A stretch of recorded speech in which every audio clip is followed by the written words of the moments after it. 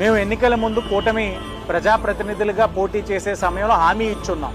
మీరందరూ కూడా అభివృద్ధిని వికేంద్రీకరణ చేయాలని చెప్పి వారు అనేక సందర్భాల్లో మమ్మల్ని అభ్యర్థించారు. వారు అభ్యర్థించడమే కాదు, ఓటు వేసి ఈరోజు కూటమికి గెలుపును కూడా కట్టబెట్టారు. ఈరోజు మా పైన బాధ్యత ఉంది. ఆ బాధ్యతకు అనుగుణంగా ఈ రోజున రివర్ ఫ్రంట్ని ప్రారంభించడంతో పాటు నగరంలో అభివృద్ధి అంటే ఒక పార్కో 2 వీధిలో కాదు, అభివృద్ధిని అన్ని ప్రాంతాలకి పరిచయం చేయాలి. అన్ని ప్రాంతాల్లో చేయాల్సిన అవసరం ఉంది. ఆ ఆలోచనతో ఈరోజు కూటమి శాసనసభ్యుడిగా నాతో పాటు తోటి ప్రజాప్రతినిధులు అందరూ కూడా రాజమహేంద్రవరం పరిసర ప్రాంతాలన్నీ కూడా అభివృద్ధి చేసుకుంటూ ప్రజల ఆకాంక్షకు అనుగుణంగా వారందరూ కూడా కోరుకున్నారు. గోదావరి నడిబొడ్డున మంచి రివర్ ఫ్రంట్ ఉండాలి.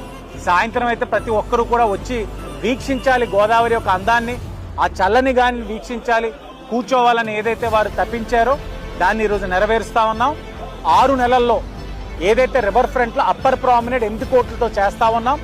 వర్షాలు తగ్గిన తర్వాత లోవర్ ప్రామినేట్ ఏదైతే 14 కోట్లు ఉందో ఆ పనిని కూడా త్వరగతిని పూర్తి చేసి పుష్కరానికి ఏదైతే 2027 పుష్కరాలు ఉన్నాయో ఆ లోపే అప్పర్ ప్రామినేట్ లోవర్ ప్రామినేట్ 22 కోట్ల పనులు పూర్తి చేసుకొని పుష్కరానికి వచ్చే ప్రజానికం అందరూ కూడా ఈ రివర్ ఫ్రంట్ని ఏదైతే ఎంజాయ్ చేసే విధంగా కార్యక్రమం తీసుకుంటా ఉన్నాం.